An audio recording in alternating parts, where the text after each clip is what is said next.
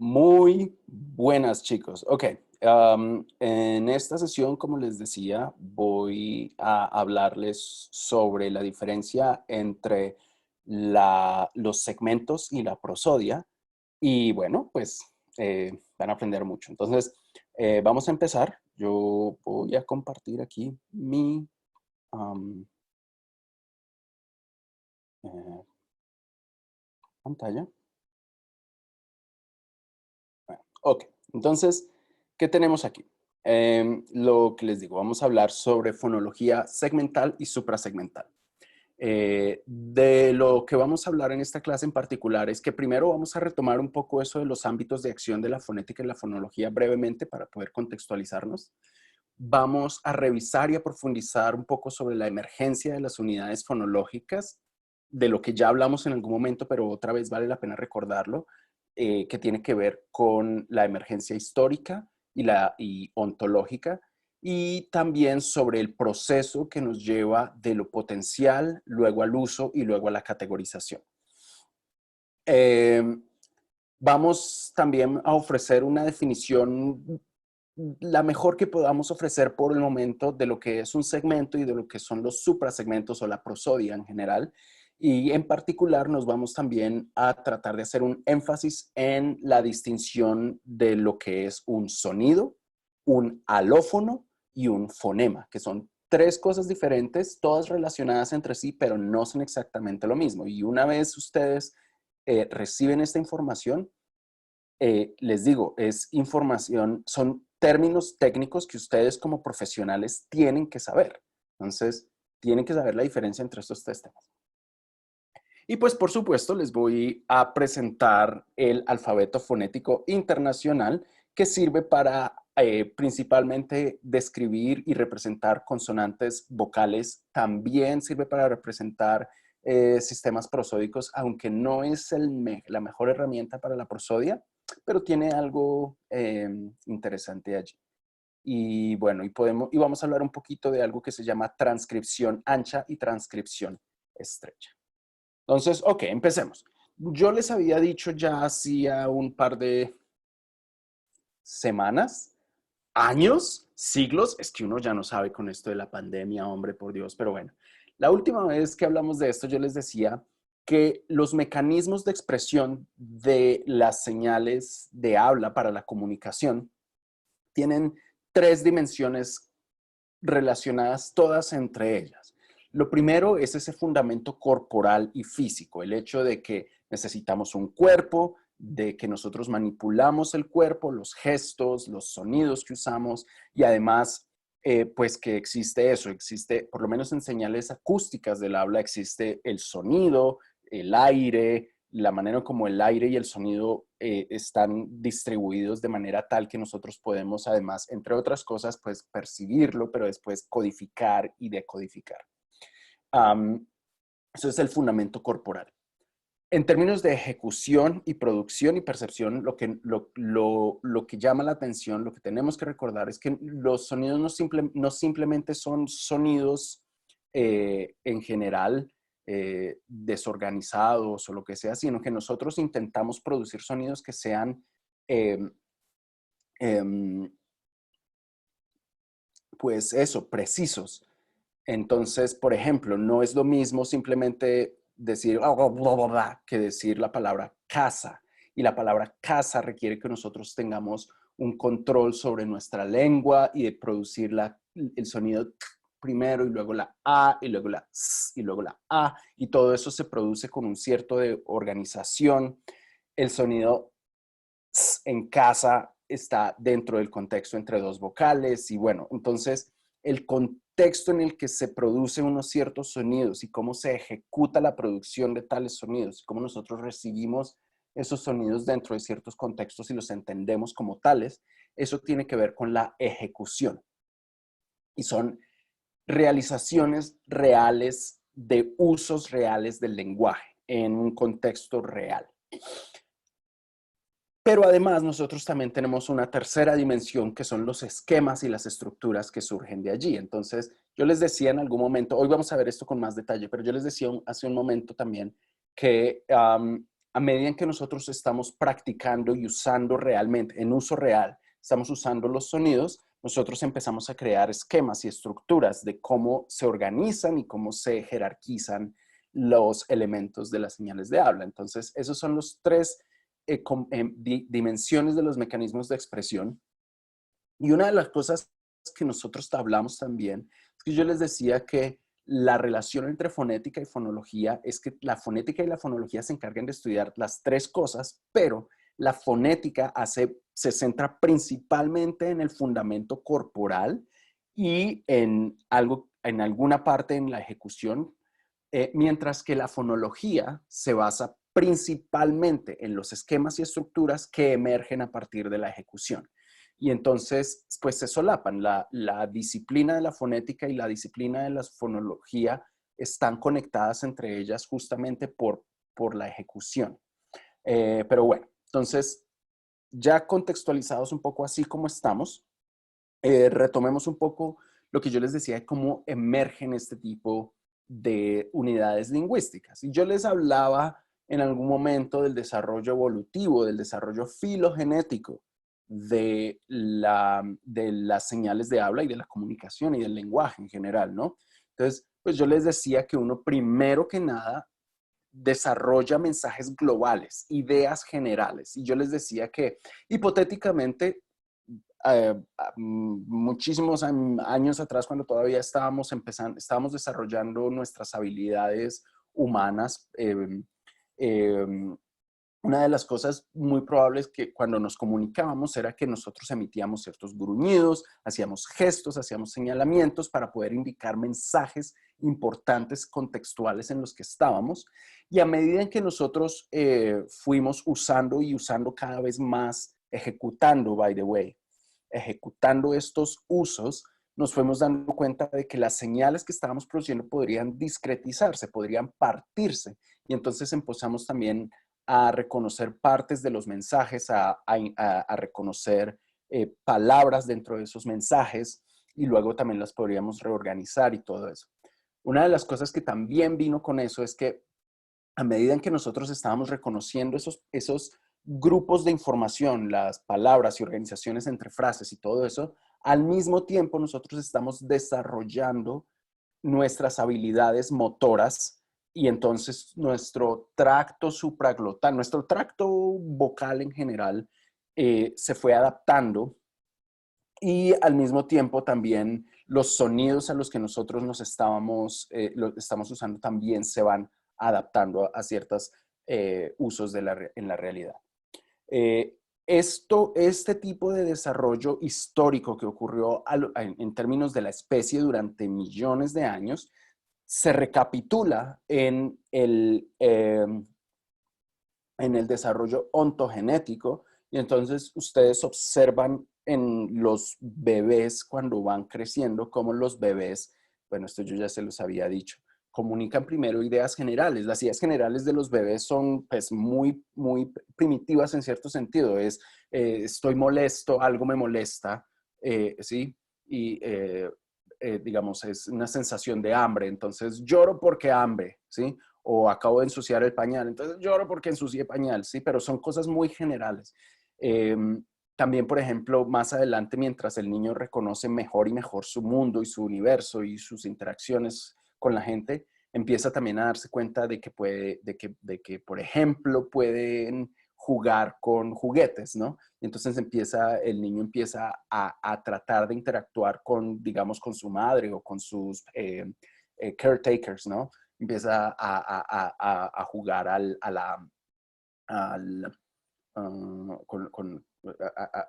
sí, a jugar, ¿no? Con juguetes y con una pelota o lo que sea. Y a medida en que el niño sigue y sigue jugando y sigue interactuando con las personas, empieza a reconocer que los sonidos que las personas están usando, eh, eh, pues de hecho representan partes de la realidad también y entonces empieza a tratar de adaptar y a manipular su tracto vocal para refinar um, sus movimientos, ¿cómo se le llama? Eso tiene un nombre. Eh, motor skills, habilidades motoras finas. Y entonces empieza a darse cuenta que puede partir las palabras de ciertas maneras, reconoce que ciertas palabras corresponden con ciertos significados, pero entonces los sonidos al principio son bruscos, suenan como balbuceos, y a medida que va desarrollando la motricidad fina, era la palabra que estaba buscando, a medida que va desarrollando la motricidad fina, va desarrollando cada uno de los componentes. En términos segmentales, desarrolla unas consonantes primeros que otras, y en términos suprasegmentales, desarrolla primero las entonaciones y después las palabras, el acento. Entonces, bueno, eso es una recapitulación de todo lo que hemos visto para poder contextualizarnos. Entonces, pero lo que sí podemos también reconocer, que yo les decía, es que nosotros podemos ver entonces esto, el lenguaje, como una especie de fractal, en donde las unidades mayores, como la entonación, la palabra, son unidades que se desarrollan primero. ¿Mm? Y las unidades más pequeñas, como las sílabas y los segmentos, se van desarrollando después. Quizá, a ver, uno puede decir que uno va inmediatamente detrás del otro, ¿sí? O sea, no es que nosotros primero desarrollemos todo lo suprasegmental y paramos y luego desarrollamos lo segmental. No, no es a eso a lo que me refiero, sino que vamos desarrollando primero lo suprasegmental, y a medida que vamos desarrollando, se va desarrollando después lo segmental, y van uno detrás del otro muy, muy cerca. ¿Listo? Entonces, vamos a ver. Esto, no sé si, bueno, aquí está muy bien. Entonces, miremos, por ejemplo, cómo este fenómeno ocurre a nivel ontológico, bueno, filogenético y ontológico en ambos casos. Imagínense esta situación. Tenemos a una mamá con su bebé, hablándole al bebé, diciéndole, mi bebé, no sé qué, bla, bla, bla, interactuando con su bebé como lo haría cualquier madre o cualquier caretaker. Ahí. Y entonces el bebé, como está con esa interacción constante con su madre, lo más probable es que uno de los elementos más relevantes para su vida va a ser justamente la mamá, y una de las palabras que va a desarrollar primero va a ser la palabra mamá. Entonces, bueno, digamos, entonces el niño reconoce la palabra mamá, ¿sí? Y la palabra papá puede ser otra que también reconoce relativamente pronto. También puede reconocer la palabra perro.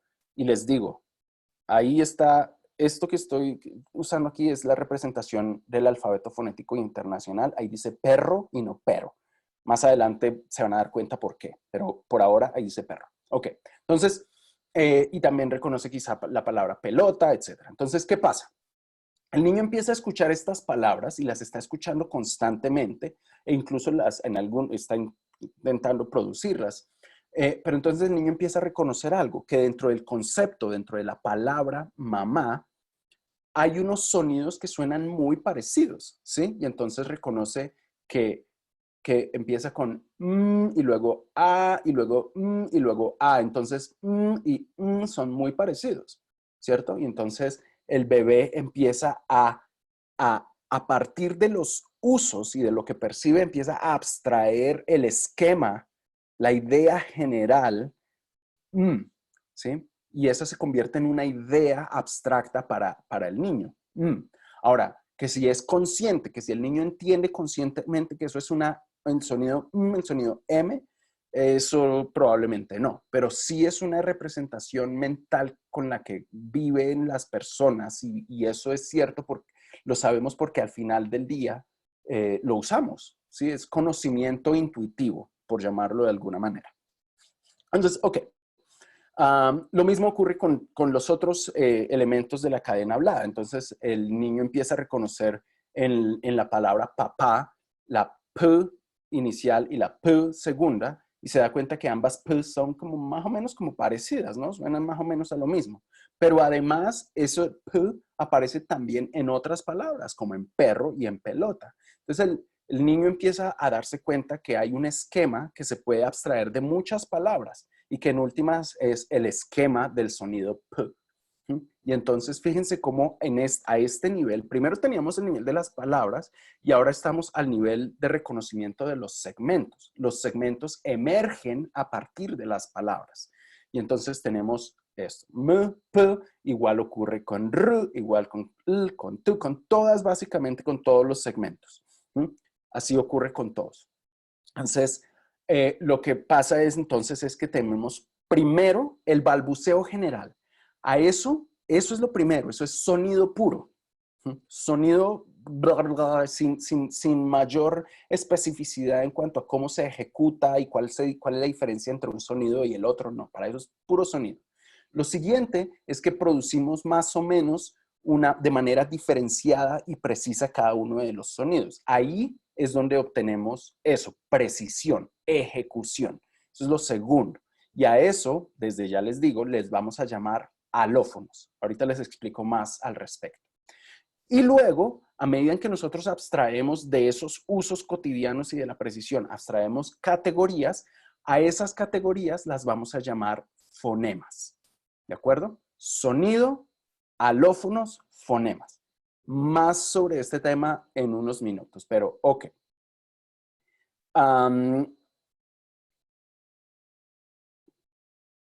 Entonces, bueno, una de las cosas de lo que ocurre en el proceso mientras estamos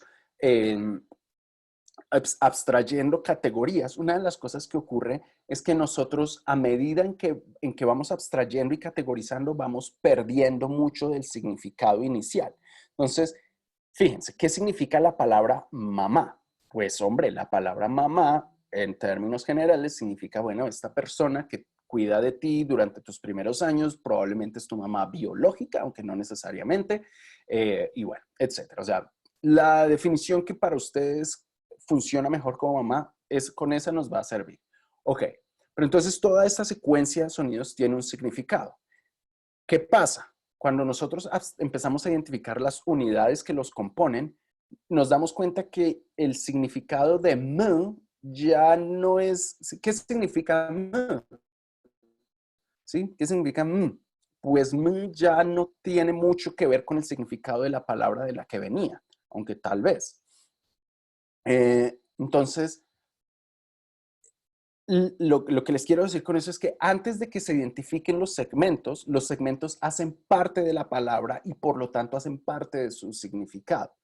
Pero después de identificados los segmentos, la motivación inicial se pierde, ¿sí? Y entonces m deja de significar algo en particular, por lo menos no en términos conceptuales, ¿sí? Entonces el significado conceptual de los segmentos suele diluirse, suele desvanecerse y perderse. Aunque les digo, y lo vamos a ver en las siguientes clases, significado conceptual es probable que siempre haya, aunque el nivel de grado conceptual, de significado conceptual que tienen los segmentos y los suprasegmentos es menos evidente y en algunos casos es más perceptible que en otros.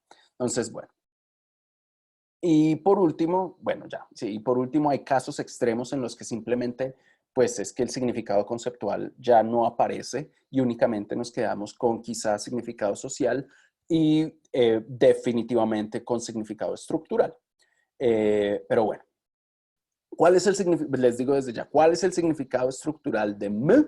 Bueno, principalmente que pertenece, recuerden que significado estructural significan tres cosas: clasificación, orden y jerarquía. Entonces, una de las cosas que desde ya podemos decir es que los segmentos siempre tienen significado estructural en el sentido de que son clases, pertenecen a una clase. En este caso particular, la M pertenece a la clase segmentos, en particular a la clase consonantes y más en particular a la clase consonantes nasales.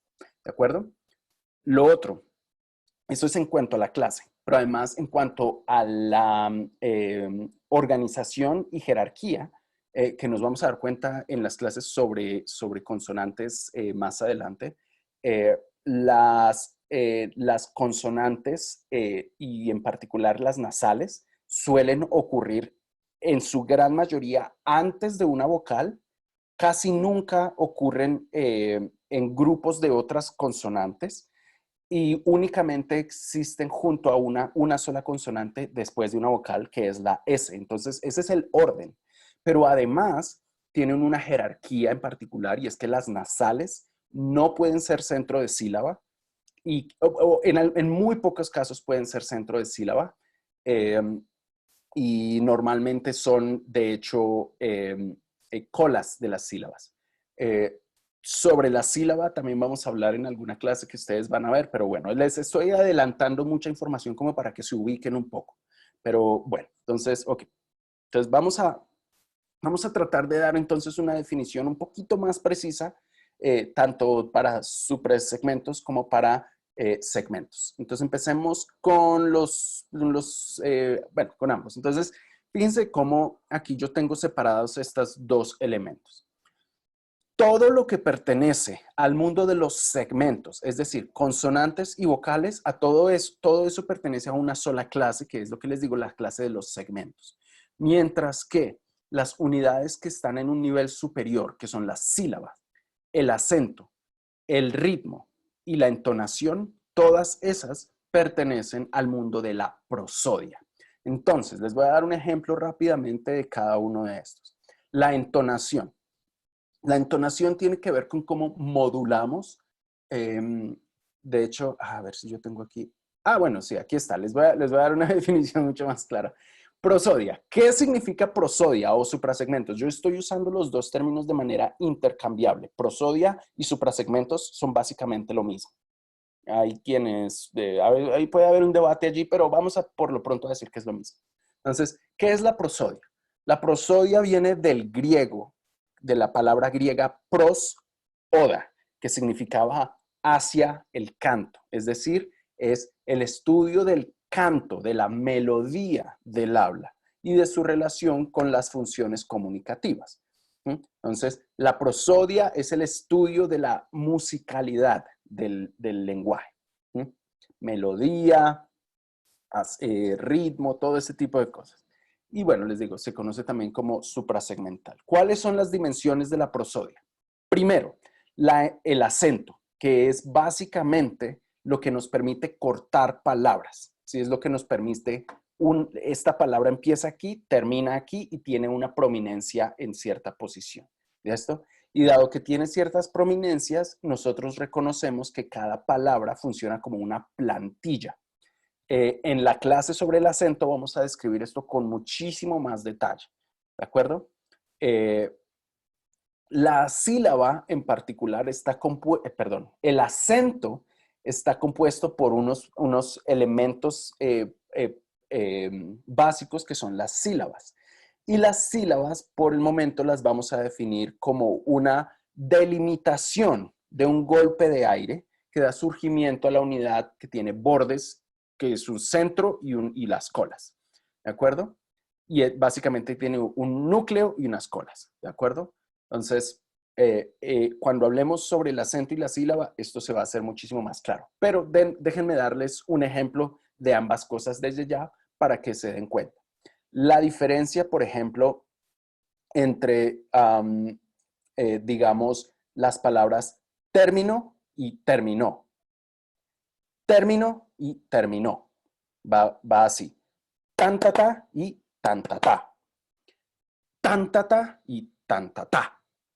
Estoy tratando de exagerar un poco, pero término tiene esta plantilla, fuerte, débil, débil. Mientras que terminó tiene la otra plantilla, tun, tun, tun. Es débil, débil, fuerte. ¿De acuerdo? Entonces son dos plantillas diferentes. Una que se vería más o menos así, uy, es que se ve raro, y una que se vería así. Entonces, tenemos dos tipos de plantillas diferentes. Nosotros ponemos esas dos plantillas sobre la cadena hablada y reconocemos que esta es una palabra y esta es otra palabra. ¿De acuerdo? Ahora, esas dos palabras están compuestas internamente por unas sílabas y cada sílaba es lo que nosotros determinamos como más o menos fuerte. Entonces, la primera sílaba, que es la sílaba más fuerte en término, está compuesta por eso, por ter, t, e, r, una consonante, una vocal, una consonante. Y luego las sílabas mi y no. Mi, una consonante, una vocal, y no, una consonante y una vocal. ¿De acuerdo? Término. La misma secuencia de consonantes componen las sílabas de la palabra terminó y término, la misma secuencia, pero la distribución del peso de cada sílaba es diferente en ambas palabras y por lo tanto las podemos reconocer como dos palabras diferentes. Entonces, bueno, hasta ahí el ejemplo. En la clase de acento les explico con muchísimo más detalle estas cosas. La duración tiene que ver con, pues esa es quizá la más fácil de todas, tiene que ver con cuánto duran las unidades lingüísticas, las unidades fonológicas, en particular si tienen algún tipo de función discursiva. Entonces, en español, la duración es un fenómeno principalmente prosódico y no segmental, porque normalmente nosotros reducimos la duración de las unidades lingüísticas o las alargamos, reducimos o alargamos la temporalidad de las unidades lingüísticas según criterios discursivos. Es decir, si nosotros queremos decir, por ejemplo, cosas como cuando uno está pensando, por ejemplo, en lo que me está pasando ahorita, yo puedo alargar una sílaba para indicarle a mi interlocutor que estoy pensando, ¿no? Entonces yo puedo decir algo así como, hoy vamos a hablar de la prosodia. Entonces fíjense cómo ese alargamiento de la E le está diciendo a mi interlocutor, espere, estoy pensando, no me quita el turno, por ejemplo. Pero la duración también se puede usar con otros fines, como por ejemplo con una función de significado conceptual, como para decir cosas como, ese camino sí que es muy largo. Y entonces nosotros usamos la duración de esa vocal largo para indicar justamente la longitud de un camino.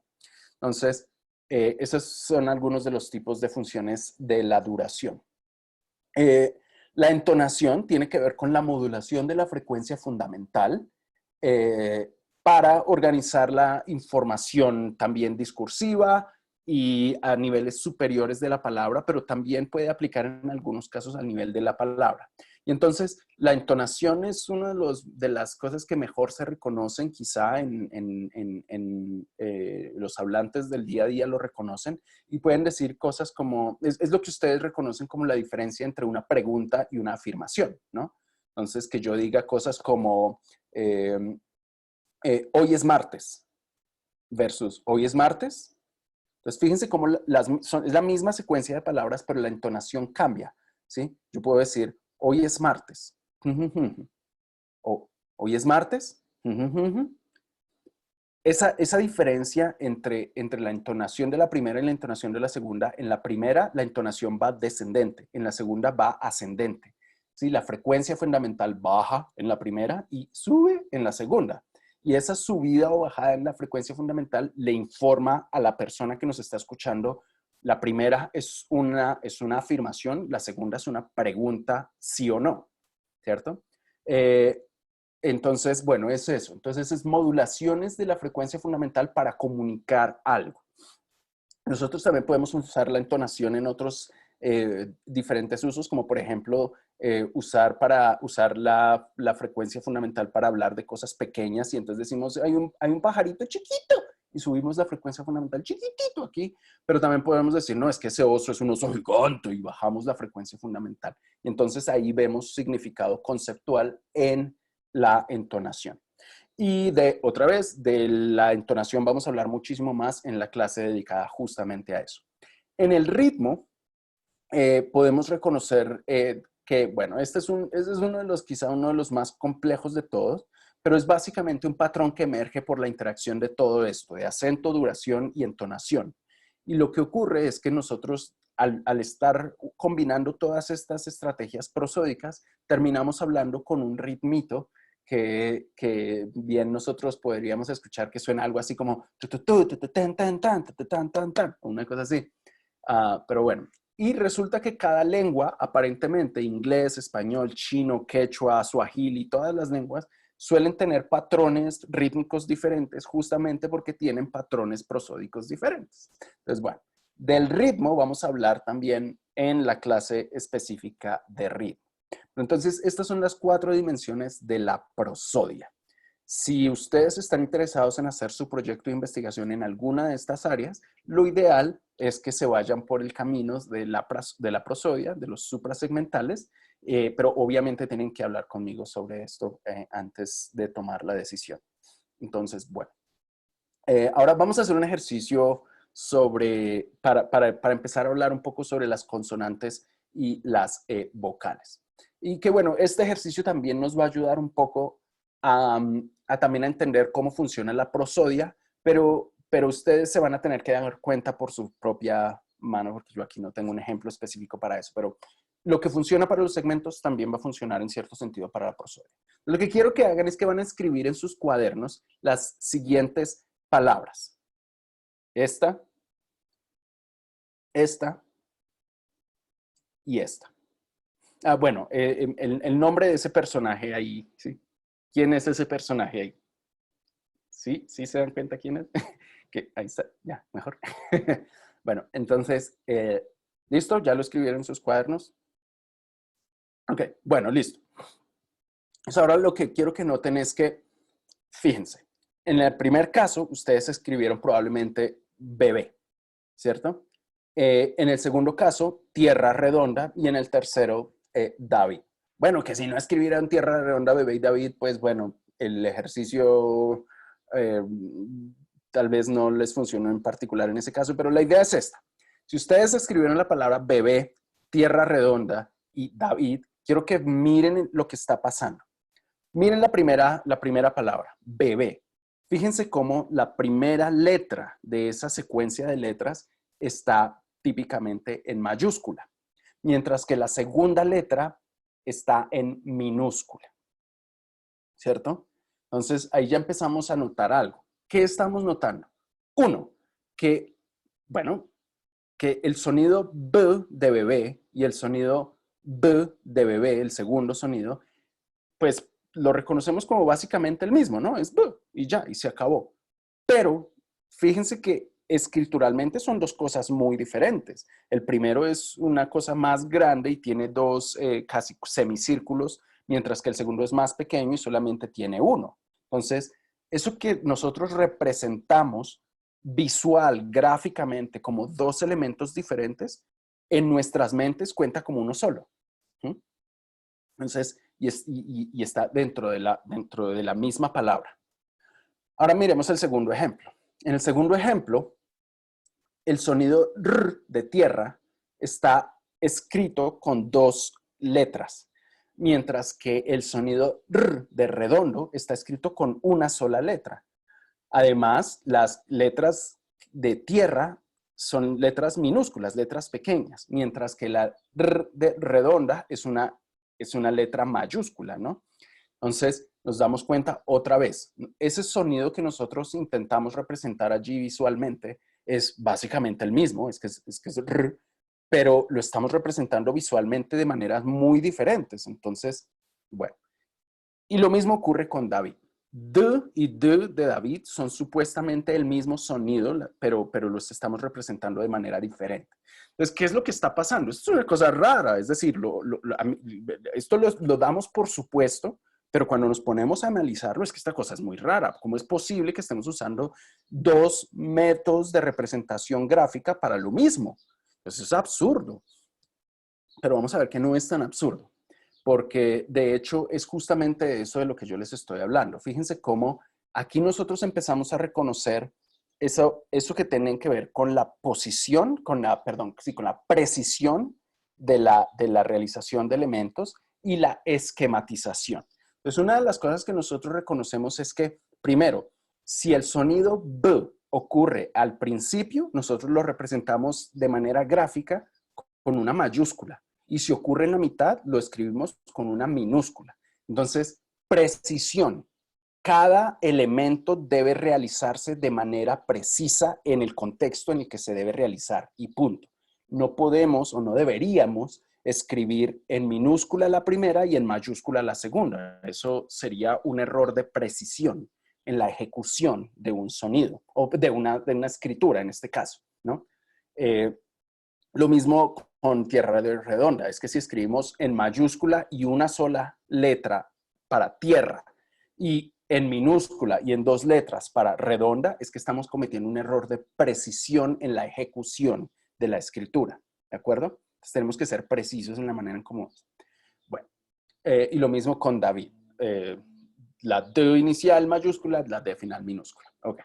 Bueno, pero dicho eso, nosotros también esquematizamos, ¿no? Y nosotros decimos, bueno, si la B es mayúscula al principio y la B es minúscula en la mitad, lo importante es que ambas son Bs y ambas cuentan como la misma clase de sonido y entonces a ambas las vamos a entender como B y entonces nos creamos una idea mental de que eso es la B, independientemente de cómo aparece en el mundo, si aparece como mayúscula o minúscula o si aparece al principio o al final o lo que sea, ¿cierto? Entonces eso nos crea la clase, eso nos permite categorizar, acuérdense de eso, estamos categorizando y metemos en la misma categoría dos elementos que no son exactamente iguales, pero que cuentan como lo mismo. Acuérdense del video sobre los chiles, ¿no? Que hablamos hace varias semanas ya. Lo mismo ocurre con Tierra Redonda y con David. Dos sonidos, dos letras que son, o dos representaciones gráficas que son en principio muy diferentes, las abstraemos y las codificamos como un mismo, dentro de una misma categoría. ¿De acuerdo? Entonces ahí ya empezamos ya el significado estructural empezó a emerger y estamos categorizando. Pero además nosotros también nos damos cuenta de otras cosas y no es solamente el hecho de que pertenezcan a la misma categoría, sino que el orden importa. Entonces nos damos cuenta de que las mayúsculas van al principio y no en la mitad, ¿sí? Al principio de las palabras, por ejemplo, pero no en la mitad de las palabras. Entonces es un asunto de orden también. Pero además de jerarquía en el sentido de que les damos un valor especial y decimos, vamos a decirlo por el momento, son mucho más valiosas, por decir algo, las mayúsculas y por lo tanto las mayúsculas únicamente se usan al principio de palabras o en nombres propios. ¿Mm?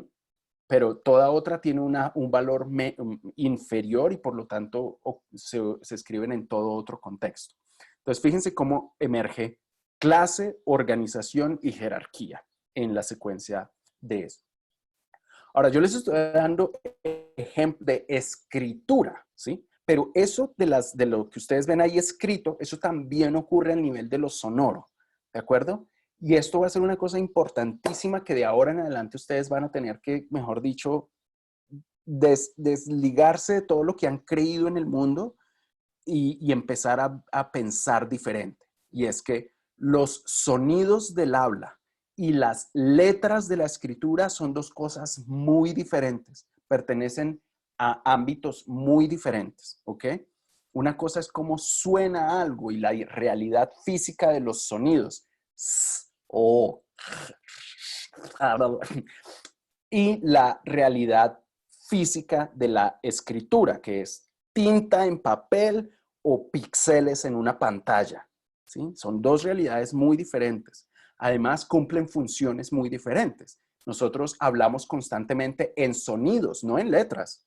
¿Sí? Nosotros estamos usando sonidos para comunicarnos la gran mayoría de las veces. Bueno, tal vez eso es un poco menos cierto hoy por hoy, porque como hoy por hoy estamos usando constantemente textos, entonces estamos también hablando muchísimo, comunicarnos muchísimo con letras. Pero lo que quiero que entiendan es que las letras y los sonidos no son lo mismo. Y en términos de lo que nos interesa en esta clase, nos vamos a concentrar en sonidos, no letras. Y de ahora en adelante, yo no quiero que nadie me diga cosas como es que voy a estudiar la letra R. No, no vas a estudiar la letra R, vas a estudiar el sonido R, ¿de acuerdo? Eso va a ser muy importante de ahora en adelante. Recuerden, ustedes se están formando como profesionales y tienen que saber estas cosas, ¿sí? Así como una enfermera, por ejemplo, aprende a cómo canalizar una vena y eso es conocimiento profesional y tienen que saberlo. Ustedes tienen que saber distinguir entre sonidos y letras, que es muy básico, pero muy difícil al mismo tiempo. ¿Ok? Bueno, ya David, deja el rant, sigue con lo que nos quieres decir. Bueno, entonces esto es una manera de resumir un poco lo que yo les decía. Bueno, aquí lo voy a decir. Entonces, los sonidos son básicamente eso, son el componente acústico y los gestos articulatorios, es como lo grueso, es el material, es la materia prima, ¿sí? De lo que, de la señal de habla. Y básicamente todos son lo mismo, ¿no? Todos esos son sonidos, ¿sí? Sin embargo, los alófonos son las unidades ejecutadas específicamente y con precisión dentro de un contexto, ¿sí? Entonces, eh, miremos, bueno, les voy a dar un ejemplo en unos minutos para que esto quede todavía más claro. Yo no me voy a cansar de darles ejemplos. Pero entonces, los alófonos son usos reales, precisos, en un contexto en particular de un sonido. ¿Listo? Y se ejecuta de una manera muy específica. ¿Listo? Ahora, los fonemas son las clases o categorías abstractas que nosotros abstraemos de eso. ¿De acuerdo? Entonces, venga, no.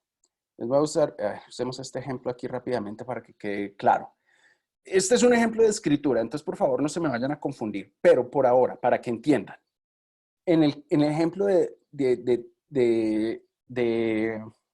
pues hagamos el ejemplo con bebé, a ver si me sale aquí, porque es que, miren.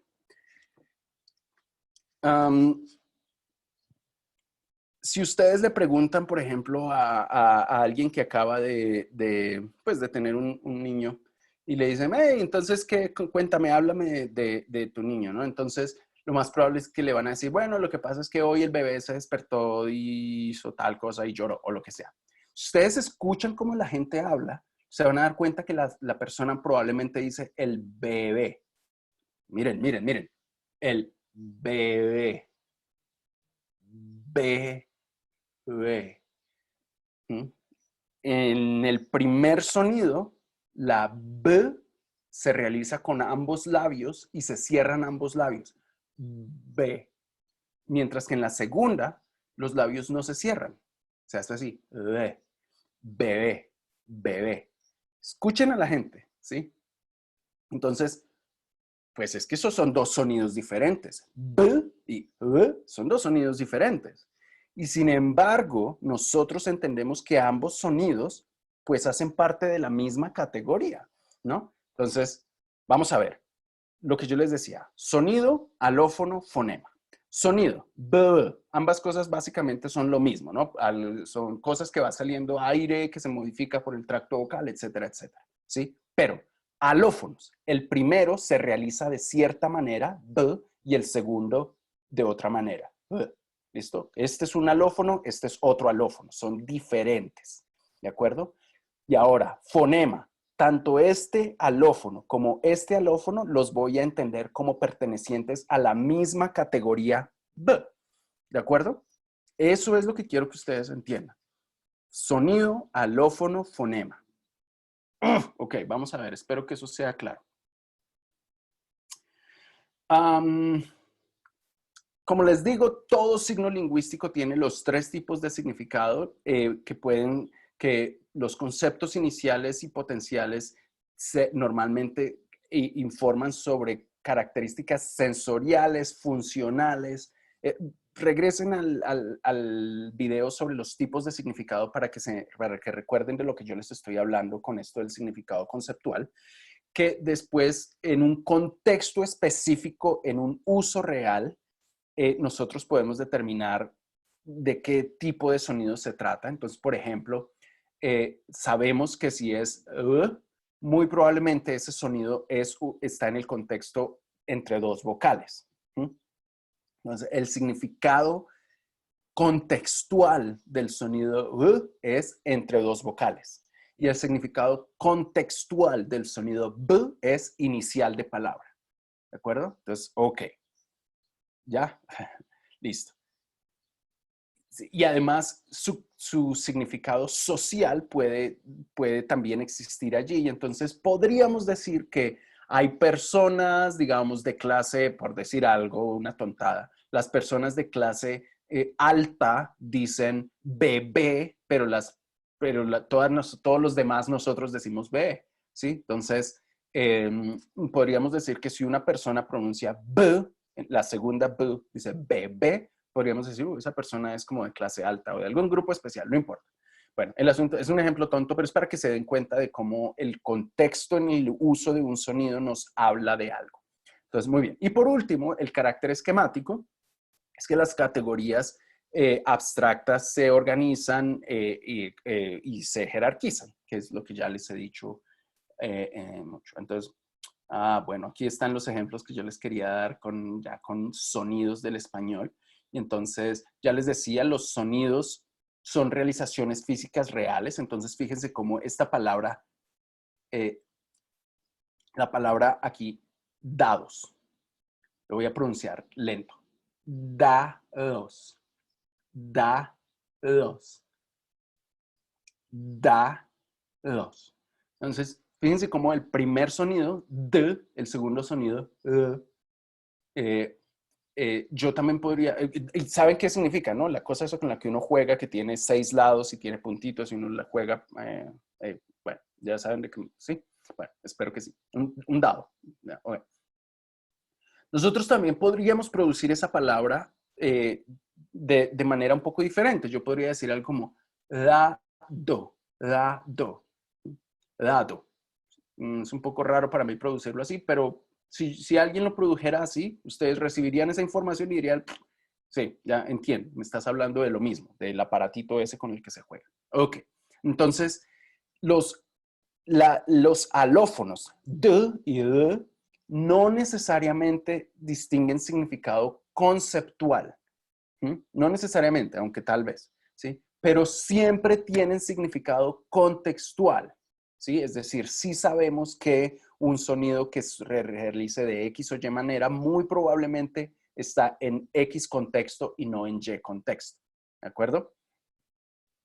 Ahora, los fonemas, por otro lado, sí que distinguen significado estructural y léxico y entonces, fíjense, por ejemplo, aquí en el ejemplo que tengo aquí, dados y lados.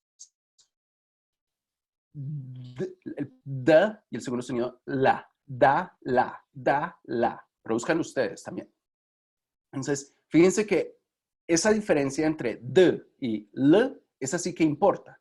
En este ejemplo principal, d y l no importa, pero aquí sí, d y l sí importa, porque en el primero, dados significa pues el juguete ese que les digo, pero lados significa ¿cómo se diría? La distribución sea de izquierda o derecha o, sí, o el borde de un cuaderno o lo que sea, al lado, ¿no? Entonces, esa pequeña diferencia entre un sonido D y el otro sonido L nos puede estar hablando de realidades muy diferentes, ¿sí? Y es por eso que los fonemas, se dice que los fonemas distinguen significado léxico, es decir, distinguen palabras, ¿de acuerdo? Y una de las cosas interesantes es que los fonemas son convenciones. ¿Qué significa que son convenciones? Son cosas que una comunidad de habla entiende. Y las entiende sin necesidad de que nadie haya dicho que así tenga que ser, ¿sí? Es simplemente un asunto de que, pues, yo sé que eso ocurre, tú sabes que eso ocurre por tu lado, eh, yo sé que tú sabes, tú no me has dicho nada, yo simplemente sé que tú sabes y tú sabes que yo sé. Y entonces todos sabemos que todos sabemos y por lo tanto todos podemos jugar con las reglas, ¿sí? Yo me sé las reglas, tú te sabes las reglas, yo sé que tú te sabes las reglas, tú sabes que yo me sé las reglas, entonces todos sabemos las reglas. Es eso es lo que es una convención. Por eso es que es un juego, por eso es que nosotros empezamos esta clase hablando de juegos, ¿no? Pero bueno, ok. Entonces, ahí está. Una de las cosas que quiero que noten también desde ya es cómo está representado esto. Al nivel de los alófonos, nosotros representamos con corchetes cuadrados, mientras que al nivel de las abstracciones de los fonemas, nosotros representamos con barras laterales. ¿de acuerdo? Y otra cosa importante que quiero que noten aquí, al nivel al nivel de los alófonos, cuando nosotros representamos en cuadros, fíjense que cada símbolo que nosotros usamos es diferente, porque cada símbolo se supone que representa cómo se ejecuta cada sonido en el contexto en particular. Entonces, fíjense cómo en el primer ejemplo está D, que representa el sonido de la consonante oclusiva D, es diferente, se representa diferente gráficamente a cómo se representa este otro sonido, porque este representa en realidad no una oclusiva, sino un sonido que se llama aproximante. Yo les voy a hablar de esto en las clases sobre segmentos, así que, bueno. Pero entonces fíjense cómo pues, son símbolos diferentes. Eso es un círculo con un palo ahí en el borde, mientras que el otro es más bien como el número 6, algo así como un número 6 con una raya en la mitad de arriba y con un palito abajo, ¿sí? Entonces son símbolos que distinguen diferentes tipos de sonido. Algo es muy similar a lo que ustedes verían en la escritura. Es que en la escritura al principio se escribe mayúscula y en la mitad se escribe minúscula. Algo así. No es exactamente igual, pero algo así. Son dos ejecuciones diferentes. Entonces, de la misma manera se hace aquí con la representación alofónica.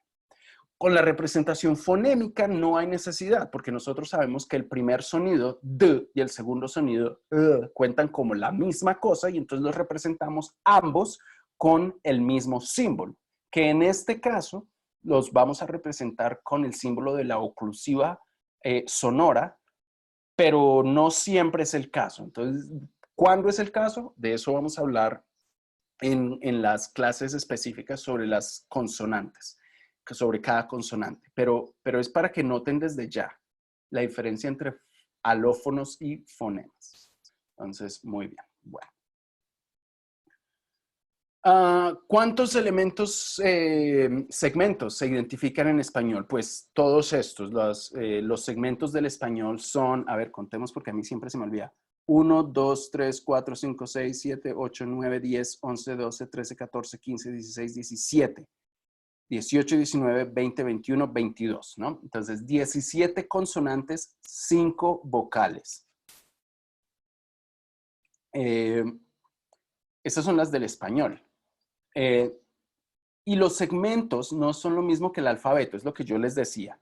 En español, nosotros en español tenemos la fortuna de que nuestro sistema de escritura representa casi uno a uno los segmentos sonoros.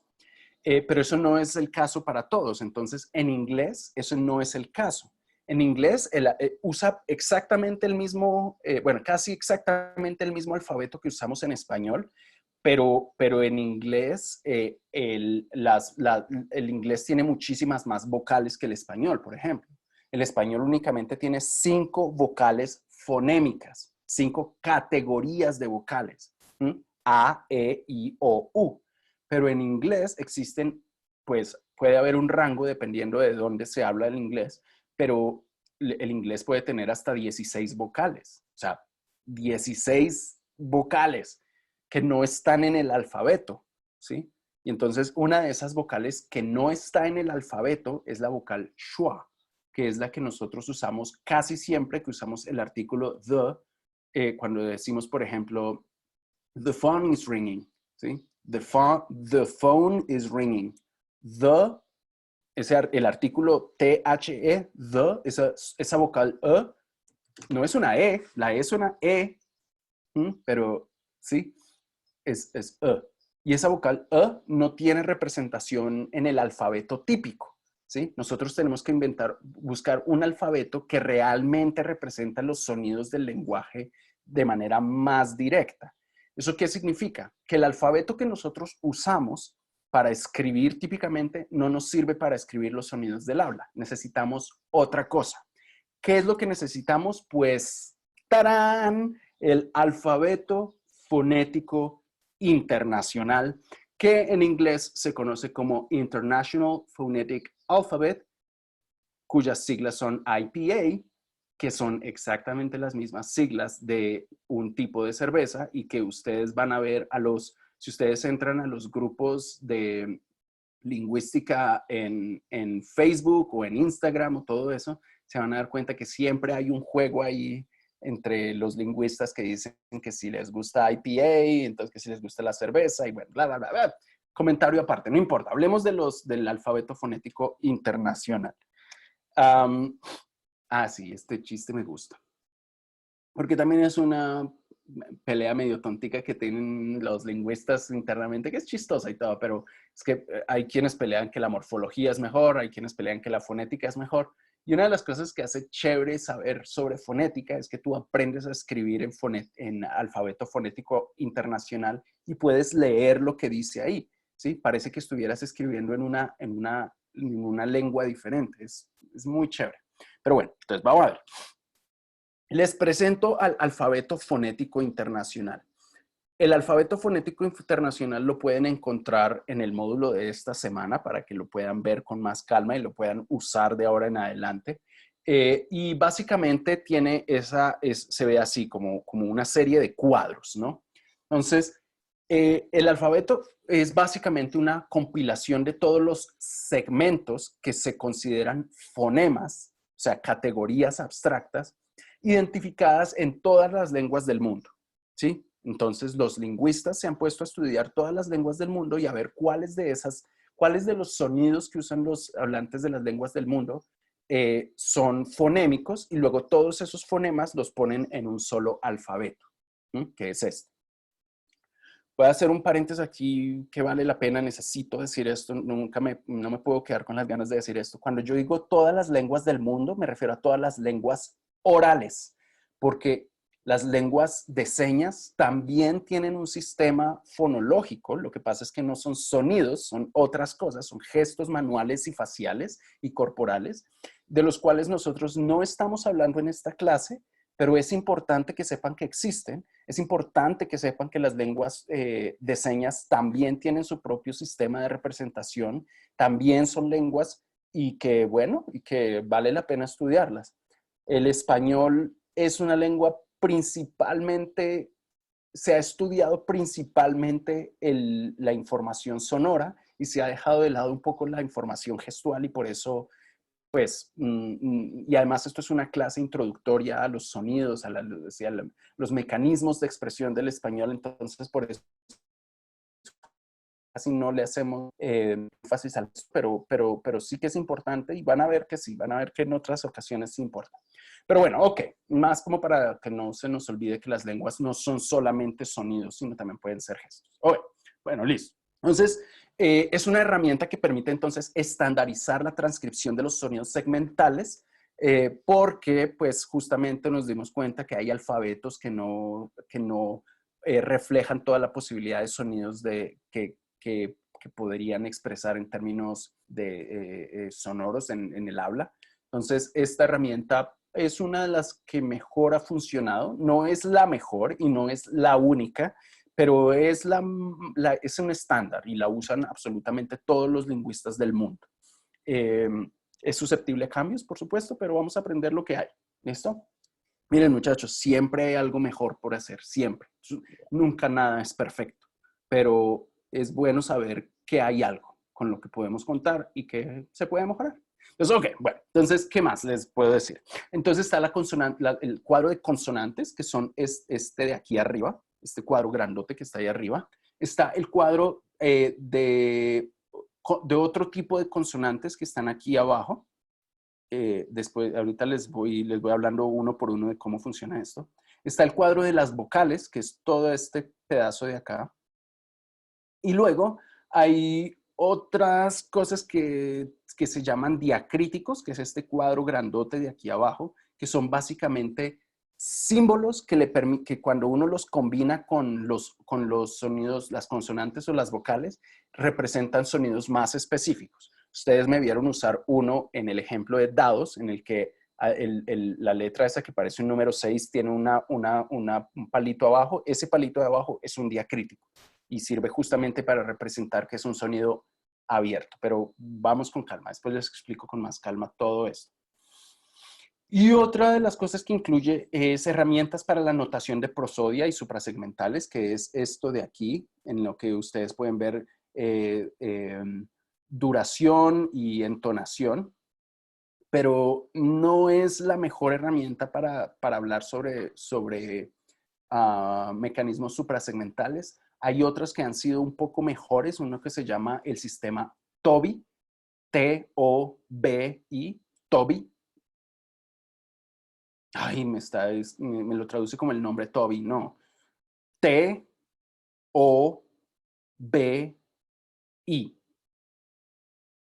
Ay, me pone la Y. Bueno, ya, no importa, ya me entendieron. Ok, el asunto es que el sistema Toby funciona muchísimo mejor para hacer representación de entonación.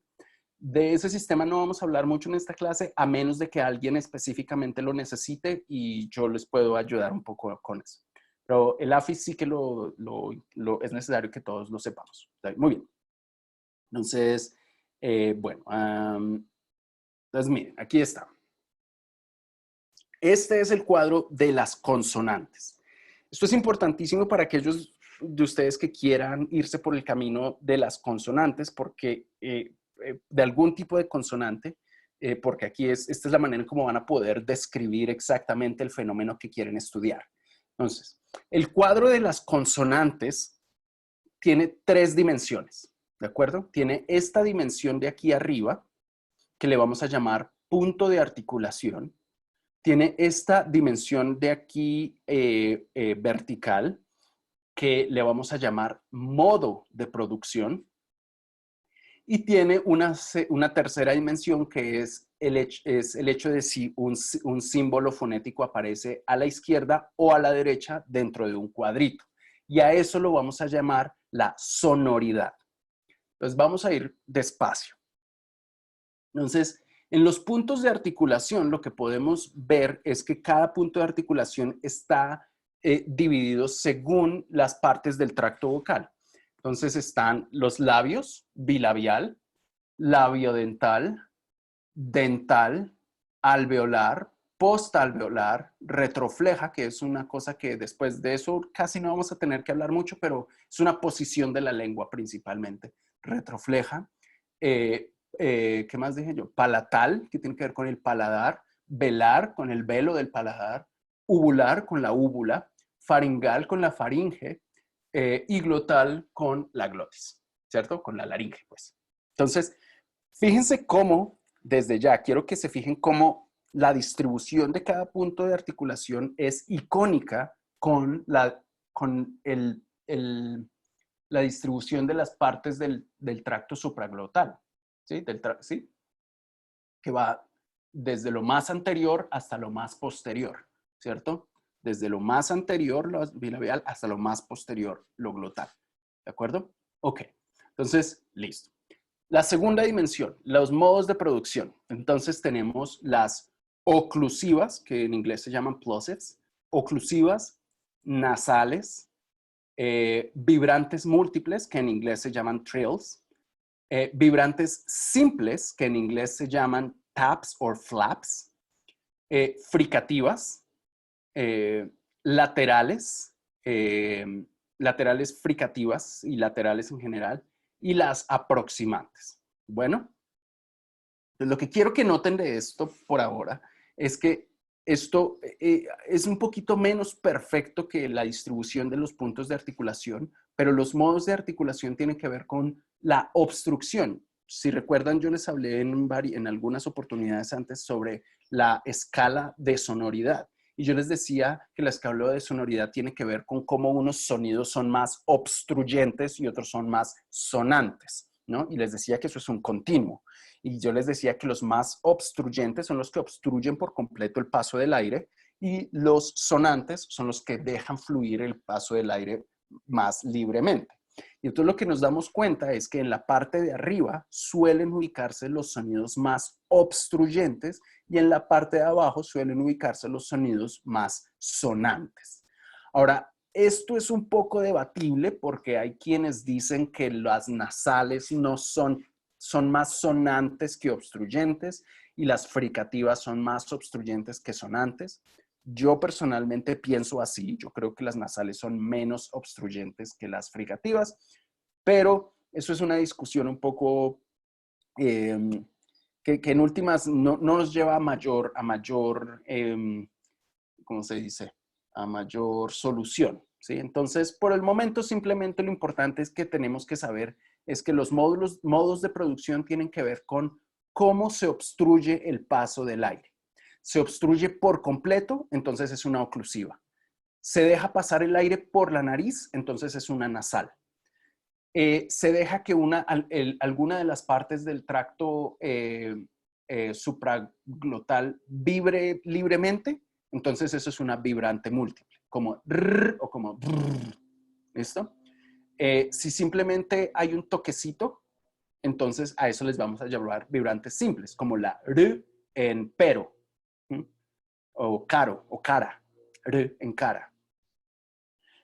Las fricativas son las que obstruyen el paso del aire. ¿Se acuerdan cuando yo les hablaba de la manguera y poner la manguera y cerrarla tanto que el aire sale con mucha presión, pero ya gran chorro? Ese mismo efecto son las fricativas, ¿sí? Esto. Eso es fricativo. Lateral, tanto laterales fricativas como laterales aproximantes, quiere decir que el aire sale por el lado izquierdo, el lado derecho o ambos lados de la boca, pero no por el centro. Entonces, por eso se llaman laterales, porque el aire sale por los lados, ¿ya? Y aproximantes tienen que ver con, es un término un poco raro, pero aproximante significa que, bueno, lo pueden notar de diferentes maneras, que se aproxima a ser una consonante, pero no es tan obstruyente, y se aproxima a ser una vocal, pero no es tan sonante como las vocales. ¿De acuerdo? Eso es más o menos lo que quiere decir aproximante. Bueno, y entonces lo único que nos falta ver ahora son la otra dimensión, que es la sonoridad. Y es lo que les decía, si aparece a la izquierda o a la derecha, nos va a decir si el sonido en cuestión tiene o no tiene voz. Entonces, vamos a ver un ejemplo aquí rápidamente con el primer cuadro. Las oclusivas bilabiales, que pueden ser P o B, como en papa y baba. El primer sonido de la palabra papa y el primer sonido de la palabra baba, ¿no? Entonces, P y B. Ambos sonidos son bilabiales, B y P, ambos, sí, con ambos labios. Ambos sonidos son oclusivos, es decir, el aire se obstaculiza por completo, papa y baba, el aire que viene b, p y b son bilabiales oclusivas. ¿Listo? Ahora, la diferencia entre p y b, por lo menos en español, y bueno, en general, pero por lo menos en español, la diferencia entre p y b, entre la papa y la baba, es que si ustedes se ponen la mano aquí y dicen y luego hacen b, b, b, b, p, b, b, b. Se dan cuenta de que para producir b, ustedes están haciendo vibrar los pliegues vocales, b, mientras que para producir p no los ponen a vibrar. B, b, b. Entonces, si hay vibración de los pliegues vocales, es un sonido sonoro, tiene voz. Y si no hay vibración de los pliegues vocales, es un sonido sordo, porque no tiene voz. ¿Es claro? Ahí lo digo. A la izquierda, los sonidos sordos, es decir, sin voz. A la derecha, los sonidos sonoros, es decir, con voz. Entonces, lo que podemos ver ahora, y ya es todo el cuadro, y nos podemos dar cuenta, pues, de cómo podemos describir los sonidos del habla. Y entonces podemos decir, todas estas de arriba son oclusivas. Bueno, entonces, para cuando ustedes vayan a describir sonidos del habla, yo les recomendaría que sigan un patrón. Y el patrón que yo recomiendo es, digan primero cuál es el modo de producción, luego digan cuál es el punto de articulación Y por último dicen la sonoridad. Entonces, ¿cómo se describen estos dos sonidos con los que empezamos? Entonces, este de la izquierda es una oclusiva, modo primero, oclusiva, bilabial, punto de articulación segundo, y es sorda, la sonoridad tercero. ¿Listo? Entonces, otra vez, oclusiva, bilabial, sorda. ¿Cómo sería este otro? Pues sería oclusiva, bilabial, sonora. ¿De acuerdo? Ahora miremos con estas de acá. Es alveolar, ¿no? Entonces, y es oclusiva. Entonces, esta de acá es oclusiva, alveolar, sorda, y esta es oclusiva, alveolar, sonora. ¿Cómo se realiza eso? Pues, a ver, oclusivo, alveolar, entonces en la zona alveolar, y es oclusivo y es sorda. Entonces, ahí está. Mientras que la segunda, esta, es oclusivo alveolar sonora, o sea, lo mismo, oclusivo alveolar, pero esta vez con voz. ¿Se lo oyen? Muy bien. Miremos esta de acá. Oclusiva velar sorda. Y esta, oclusiva velar sonora. ¿De acuerdo? Ok, ya eso lo entienden. Ahora, miremos estas de abajo, por ejemplo. Miren esta de acá. Esta de acá es una, ¿qué? Es una fricativa alveolar sorda. Esta de aquí es una fricativa velar sonora. ¿Mm? Y entonces, ¿cómo suena esto? ¿Cómo suena esto? ¿Mm?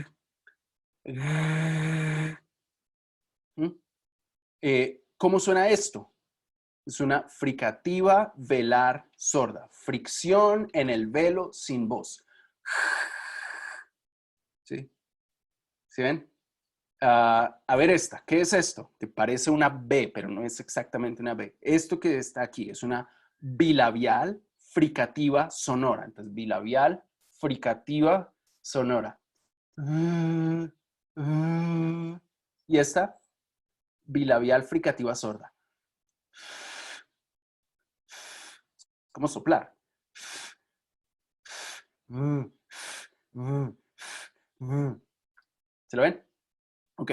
Entonces, bueno, ok. Dicho todo esto, ahora fíjense también que en el cuadro de las consonantes hay unas consonantes, hay unos cuadros, en algunos cuadros pequeños, en las que hay una consonante a un lado, pero no hay al otro. Por ejemplo, todas las nasales. Fíjense que en las nasales solamente está el símbolo de la derecha, pero no el de la izquierda. ¿Mm? Y eso lo que significa es que en términos fonémicos, es decir, en categorías abstractas, no hay ninguna lengua que tenga un fonema nasal sordo. Todos los fonemas nasales que existen en el mundo son sonoros, en principio. ¿Sí? Ahora, ¿es posible tener realizaciones o alófonos sordos? Por supuesto que sí. Entonces, uno podría decir algo como mamá, mamá, en la que no hay duración de los pliegues vocales. Mamá. Pero el sonido y de mamá, ambos cuentan como el sonido abstracto, que sí tiene voz. ¿De acuerdo? Y hay lenguas en el mundo en las que esto es mucho más frecuente, pero no es muy común. Les digo desde ya, una de las razones por la que las nasales suelen ser todas sonoras, aparentemente, es porque si una nasal se produce sin voz, básicamente suena como respiración, ¿no? Miren.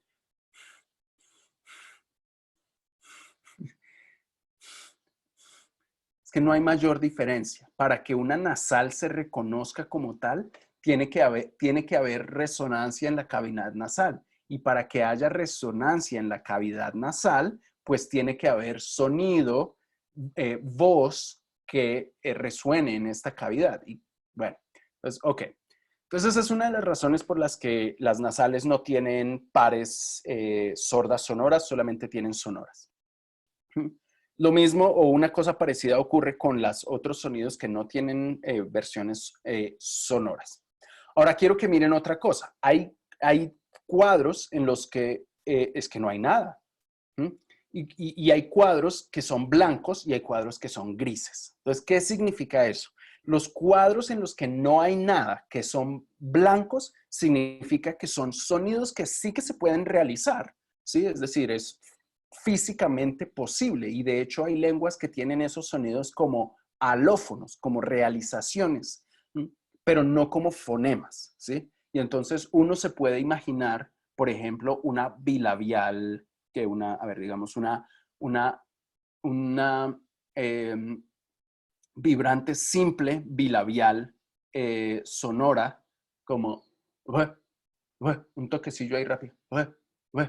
Pero ese sonido en particular no existe como fonema en ninguna lengua. Entonces, ¿se puede hacer? Por supuesto que se puede hacer. ¿Existe como fonema? No, no existe como fonema. Entonces, no tiene símbolo. ¿De acuerdo? Pero ¿qué pasa? Nosotros podemos representar ese tipo de sonidos con los diacríticos, que son los que yo les decía. Entonces, por ejemplo, quiero que miren, entonces miren, por ejemplo aquí, la aproximante bilabial sonora no existe como fonema en ningún lado y sin embargo, nosotros sí que la realizamos, por ejemplo, en la palabra bebé. Ese segundo de la palabra bebé es esto. Es una aproximante, se aproxima, pero no hace cierre completo. Se aproxima, es una aproximante bilabial sonora. ¿Sí? Debería ir aquí. Pero como no hay un símbolo que represente eso, lo que hacemos es que usamos el símbolo inmediatamente superior a él, que es esta de la fricativa, ¿sí? Pero junto a ello ponemos un diacrítico abajo, que es el diacrítico que se llama baja, que significa se abre más la boca.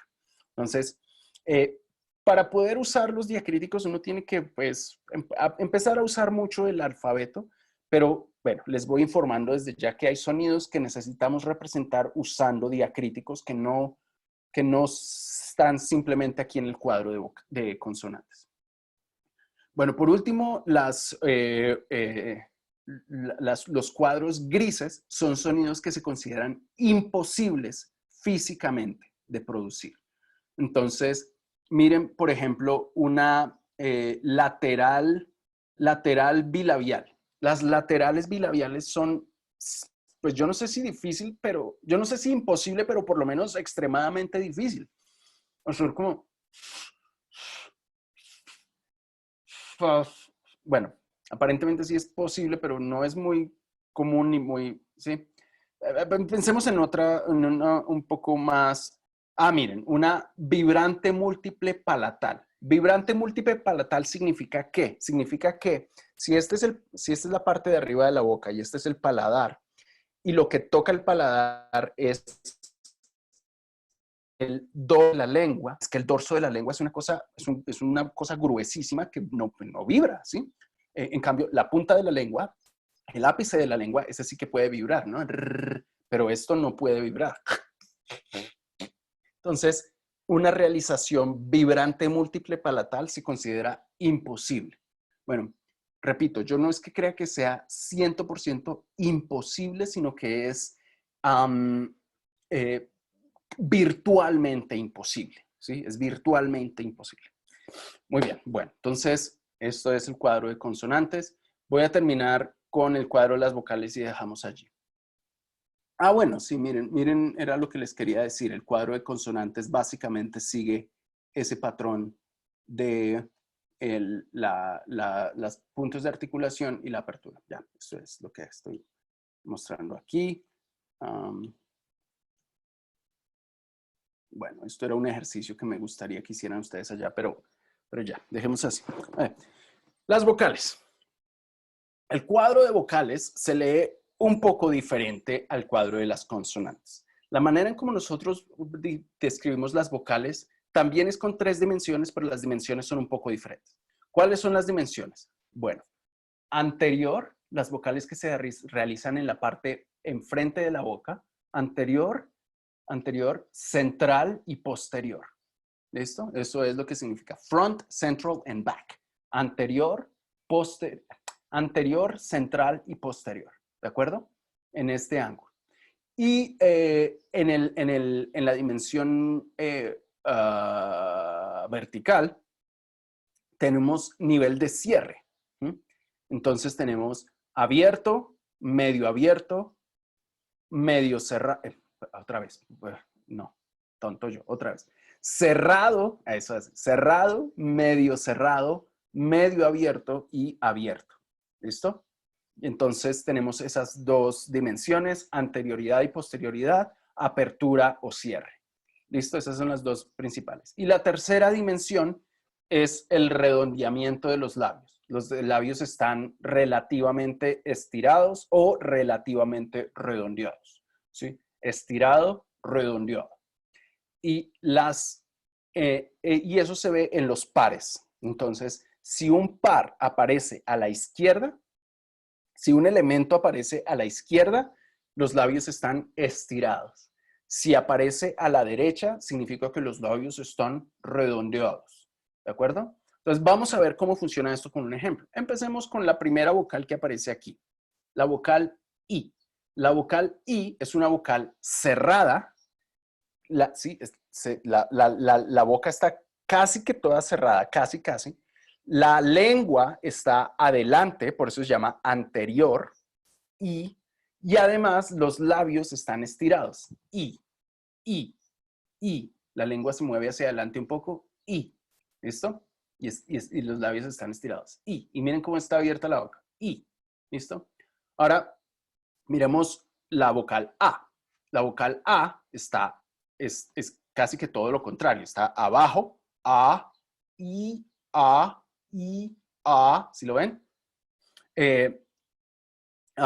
Es anterior también, aunque no es tan anterior como la I, porque pues justamente al abrir la boca la lengua se mueve un poquito para atrás, entonces igual es un poco más hacia atrás, pero sigue contando como anterior. Bueno, esto es también debatible en muchos aspectos, pero por lo pronto, y listo. Y entonces, como está, tiene los labios estirados. ¿Listo? ¿Cómo sería si estas versiones tuvieran la versión redondeada? Entonces, volvamos a la I. Cerrada, anterior, estirada. I, redondeada. I. Tal vez para ustedes distinguir la diferencia en sonidos es difícil, pero hay una diferencia de sonido ahí. I. De hecho, I es una vocal típica del francés. Esa vocal existe en el francés. En el español, si alguien nos dice I o I, la contamos ambos como I, hace parte del fonema I. ¿De acuerdo? Esa es otra de las cosas que hay que tener en cuenta. Entonces, y ahora quiero que intenten esto en la casa. Tenemos I, que es cerrada, anterior, y entonces ahora quiero que a medida que van pronunciando la vocal, van echando la lengua para atrás. Entonces dicen I. Ahí está. I. Cuando ustedes hacen eso, si escuchan la diferencia en los sonidos, lo que está pasando es que siguen estando con la boca cerrada, pero van pasando por todas estas vocales, ¿sí? Y entonces, bueno, por esta y esta, para ser más preciso. Y fíjense cómo está estirado. Y ahora,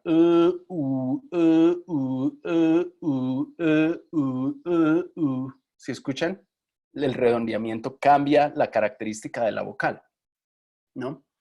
Entonces, ahora, miremos, las vocales del español. ¿Cuáles son las vocales del español típicamente?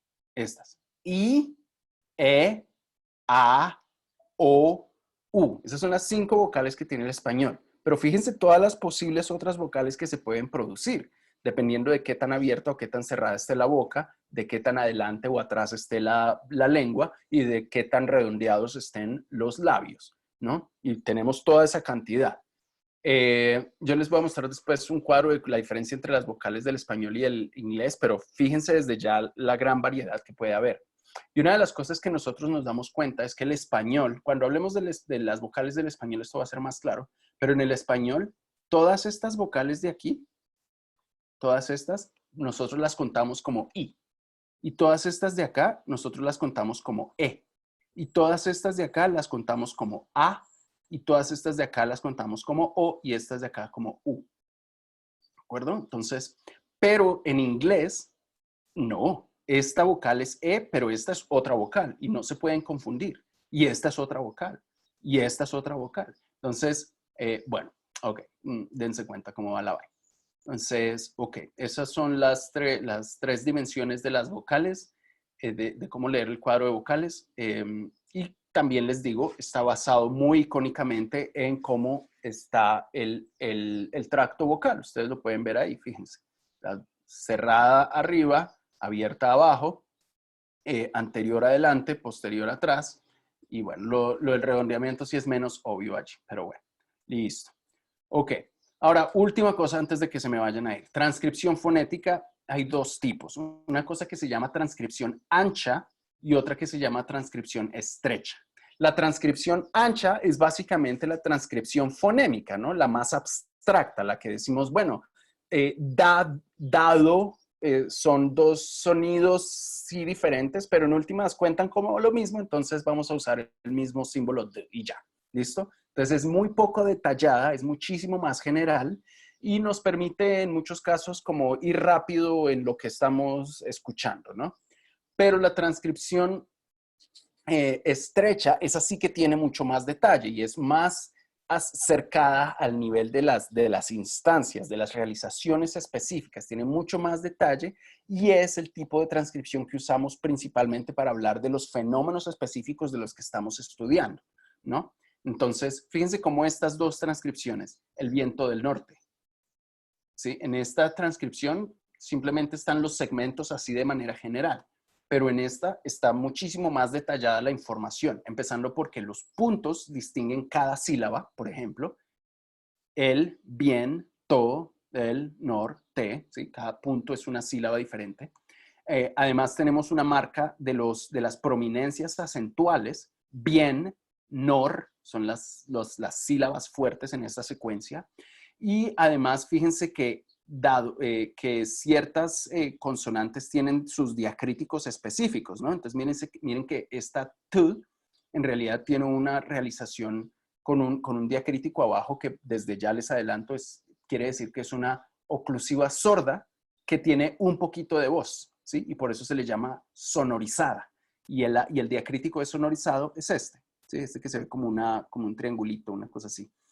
Y este que parece una T debería estar debajo de esta consonante, pero por alguna razón me sale ahí en la mitad. Esta T chiquitita es lo que yo les decía que es el diacrítico que permite abrir un poquito una consonante, ¿no?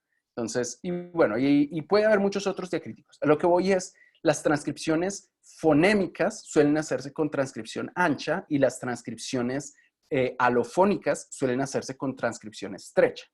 Yo esperaría que ustedes de ahora en adelante usen preferiblemente la transcripción estrecha, es decir, la de mayor detalle, porque es con la que ustedes aprenden muchísimo más, ¿sí?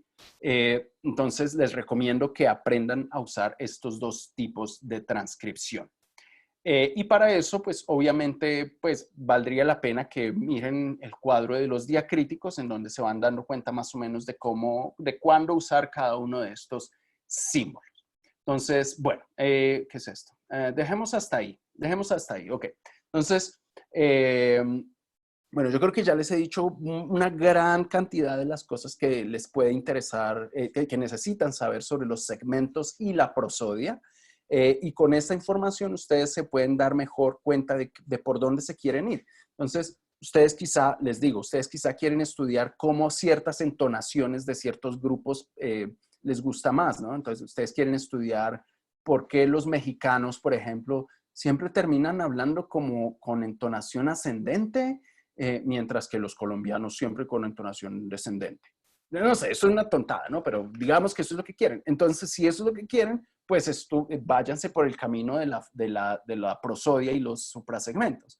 Pero si lo que ustedes quieren es estudiar algo que tiene que ver con la producción de una vocal o una consonante, pues hombre, váyanse por el camino de los segmentos. Pero ya pueden tener herramientas para tomar la decisión, para describir el fenómeno, por lo menos de manera básica, ¿sí? Pueden decirme, voy a estudiar una consonante oclusiva sorda, no sé, voy a estudiar la entonación ascendente, no sé, bueno.